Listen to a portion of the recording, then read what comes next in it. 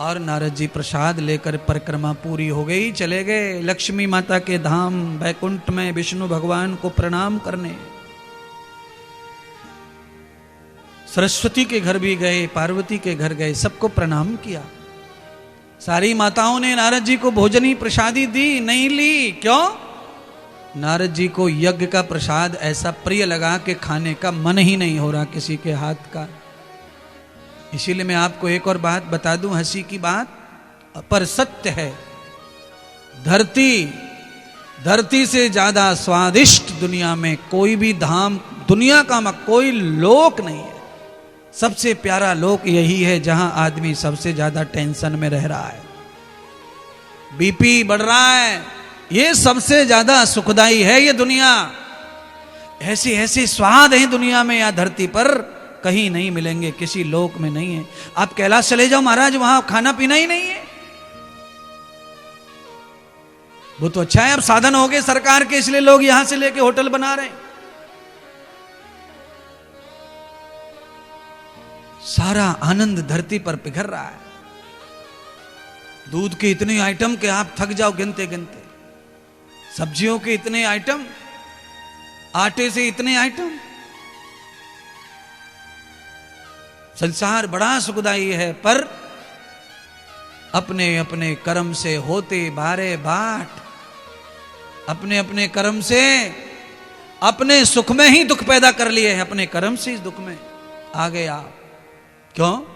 आपको टाइम का, आपको समय का, आपको गुरुवाणी का कोई महत्व नहीं है। इसलिए आपके जीवन में रोज बदलाव आ रहे हैं, दुख के गढ़ बढ़ रहे हैं, दुख के गढ़ बढ़ रहे हैं, क्लेश के समय बढ़ रहा है, टाइम बढ़ रहा है दुख का।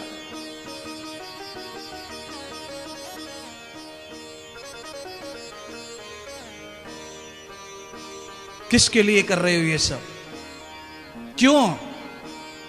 अपने लिए भी कुछ होना चाहिए। दूसरों के लिए तुम करते नहीं हो, अपने लिए भी करते नहीं हो। घर में खाली एक दो बालक है, उसके लिए पूरी जिंदगी खपा देते।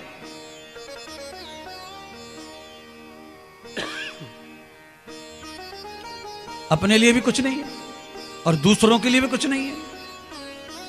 बस घर में एक दो सदस्य जिसको अपना मान लिया है, बस उसके लिए मर मिट रहे। खकाड़ हो गए, शरीर खंकाल हो गया तुम्हारा, ठग गया शरीर, लुट गया। जवानी से पूरे बूढ़े हो गए, उन 3 लोगों के लिए तुमने कुछ नहीं किया।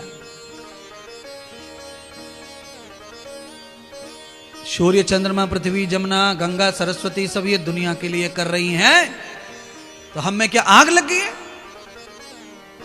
बस अपने पेट से निकला वो ही अपना, बाकी सब पराये तुम्हारी नजर में। पड़ोसी का बच्चा भूखा मर जाए, बिना स्कूल के मर जाए, बिना बस्ता के मर जाए, कोई फर्क नहीं है। और जिसे हमने पैदा किया उसके लिए हम जान लुटा देते हैं।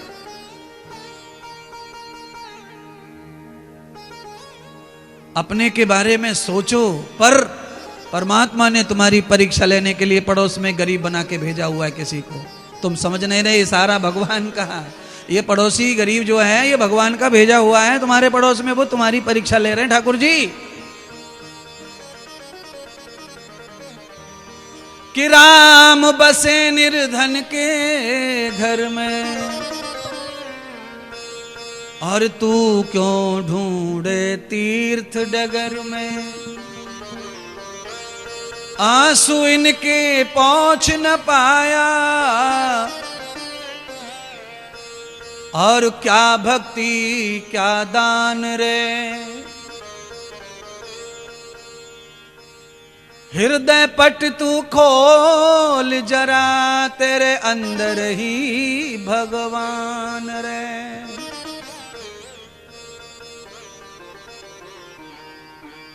पट्टी बांध रखी है, दिल पे पत्थर रखा हुआ है। अपने का हो गया तो फिर अब काय को अपने में घुसे पड़े हो? है अपने का हो गया ना, अपना कमाने लग गया, पढ़ा दिया लिखा दिया, नौकरी कर रहा है, पगार मिल रही है, अब फिर भी उसी के लिए मर रहे। मैं ज्यादा कुछ नहीं कहता हूं, अपने बेटा को पढ़ा दिया, लिखा दिया, नौकरी लग गया, यहां तक ठीक है, शादी कर दो, यहां तक भी ठीक है। अब जरा दूसरों के लिए सोचो जिसके लिए तुम्हारा जन्म हुआ है। 10 लोगों का भला करके अच्छी तरह देखो, उसमें से 5 तुम्हारे जरूर काम आएंगे कभी न कभी। पर तुमने भला किया किसका? एक का किया, अपने बेटे का। अब वो एक है, ऑप्शन है ही नहीं, वो काम आएगा कि नहीं आएगा किसको पता है। 10 में से कोई काम आएगा। सब एहसान फरामोश और गद्दार नहीं होते।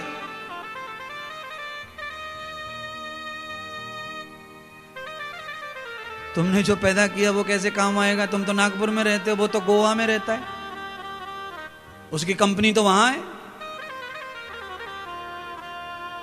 तुम्हारी तरह वो भी ऐसा ही बनेगा, वो भी अपने एक के लिए जिएगा, वो भी मर जाएगा, तुम भी मर जाओगे। इसीलिए ना बाबा ऐसा ना करो। कथा महात्मा मेहनत कर रहे हैं, महात्मा ये बताना चाह रहे हैं, ये सिखाना चाह रहे हैं पूरे आप सबको कि अपना जो जीवन है वो सूर्य के समान है, अग्नि से बना है, सूर्य से बना है शरीर, समुद्र से शरीर बना है, तो समुद्र की तरह शरीर में गहराइयां होनी चाहिए, सूर्य की तरह प्रकाश होना चाहिए। अपने घर के साथ दूसरों का भी अंधकार मिटना चाहिए।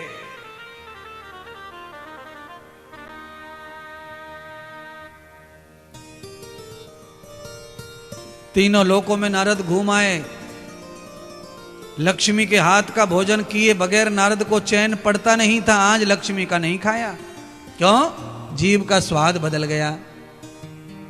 धरती लोक पे आए, यज्ञ का प्रसाद खाए, लक्ष्मी के हाथ का प्रसाद, 56 भोग फेल हो गए महाराज। इसीलिए आप कान खोल के सुन लो, यज्ञ का, कथा का, सत्यनारायण का प्रसाद चाहे खड़ी शक्कर क्यों ना मिले, पर उसे हृदय से लगा के खाओ। भगवान नारायण उसमें बैठे। आलू के पराठे में कुछ ना बैठा सिवाय गैस के।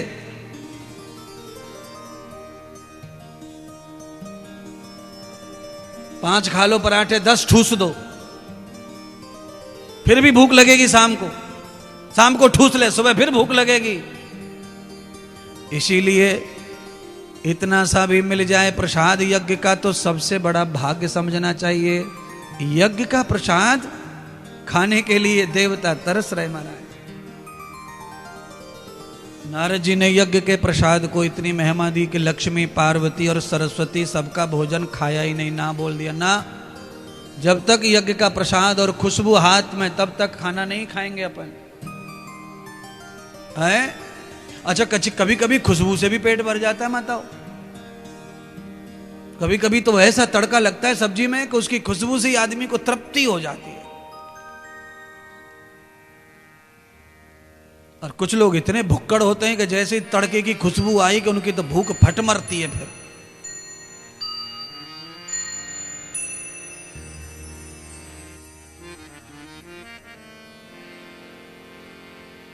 अंत तो गत्वा नारद जी को पूछा तीनों देवियों ने, पार्वती, सरस्वती, लक्ष्मी ने, नारद ऐसा क्या हो गया जो हमारा नहीं खा रहे हो? तो कहा, देवियों नाराज मत हो ना, पर जब मैं परिक्रमा करने धरती पर गया, वहां पर एक पतिव्रता नारी त्रिकाल यज्ञ करके भोजन बांट रही है संतों को, और उसके प्रसाद को पाकर उसके हाथ का स्पर्श हुआ है, उसी से इतनी सुगंध, इतना सुगंध है कि अब तो किसी का सुगंध अच्छा नहीं लगता। तीनों देवियां नारद के मुंह से प्रशंसा सुनकर के अनुसुईया की चिढ़ गईं, नाराज हो गईं। अच्छा, ऐसी नारी धरती पर मायालोक पे, मृत्युलोक पे, पाप लोक पे पैदा हो गई, जिसने हमारा भी मान घटा दिया।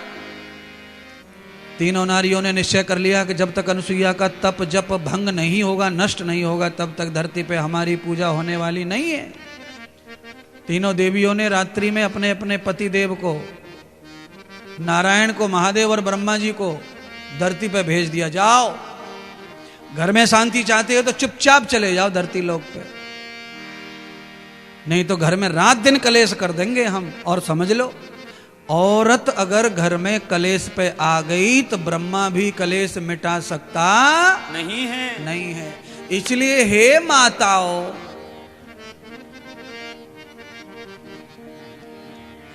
तुम्हारे पुरुषों को, इन ब्योबड़ों को, कोई ब्योबड़े हैं 2-4 कलेश करते हैं पी के खा के, उनको करने दो, कोई फर्क नहीं है, पर तुम शांति बनाने वाली बनी रहो। माता कलेश पे आ गई तो कोई कुछ नहीं कर सकता, ब्रह्मा विष्णु सब थके बैठे हैं। इसलिए स्त्री का क्लेश अच्छा नहीं माना है घर में। पुरुष के क्लेश से बहुत ज्यादा नुकसान भी नहीं है, पर महिला के क्लेश से घर बर्बाद होके ही रहता है। महिला पीछे पड़ गई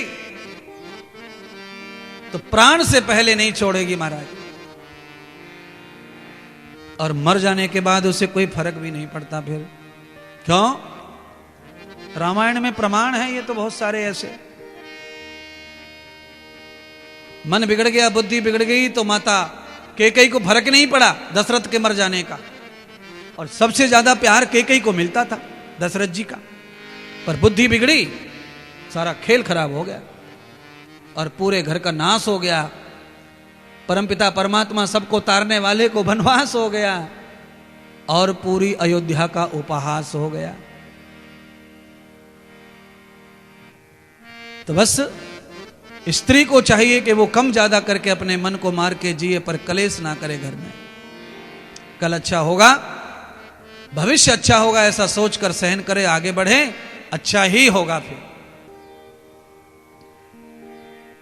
सदगुरु भगवान सुखदेव जी ने राजा परीक्षित को अग्रे पुण्या कथा वक्ताम, आगे कथा को बढ़ाते हुए कहा कि अनुसुईया के तप जप को नष्ट करने के लिए तीनों देवता ब्राह्मण का भेष बना करके उतर आए धरती लोक पर माता बहनों, और अनुसुईया यज्ञ करके थाल लेकर खड़ी हैं प्रसाद का बांटने के लिए, और तीनों देवता आ गए। भिक्षाम देहि मां। अनुसुईया माता ने भिक्षाम देहि शब्द सुना पहली बार, आनंद के मारे अनुसुईया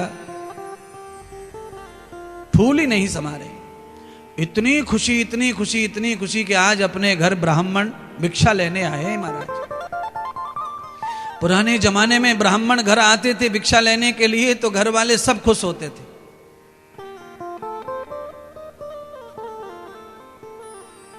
आनंद मानते थे उसको, पर समय के साथ में हर चीज बिगड़ी तो वो भी बिगड़ गया, मान पान कम हो गया। अब लोगों पे बोझ बन के बैठा है, कोई भिक्षा मांगने आ जाए तो अब बड़ी समस्या आ गई है। समय के साथ बदलाव हुआ है, वो नहीं होना चाहिए था। रूढ़ी परंपराएं, खराब परंपराएं हटनी चाहिए थी, पर अच्छी परंपराएं रहनी चाहिए थी। पर समस्या क्या है? समस्या यह है कि आप खेत को प्लान करने के लिए मांझा चलाओ, ट्रैक्टर चलाओ, तो खेत प्लान तो हो जाता है मांझे से, पर जो बढ़िया उपजाऊ मिट्टी रहती है वो सारी की सारी खेत में गड्ढे में चली जाती है और बिना उपजाऊ मिट्टी रह जाती है। अच्छा होते होते कुछ बुरा भी हो जाता है, कहने का मतलब यह है। अनुसुईया ने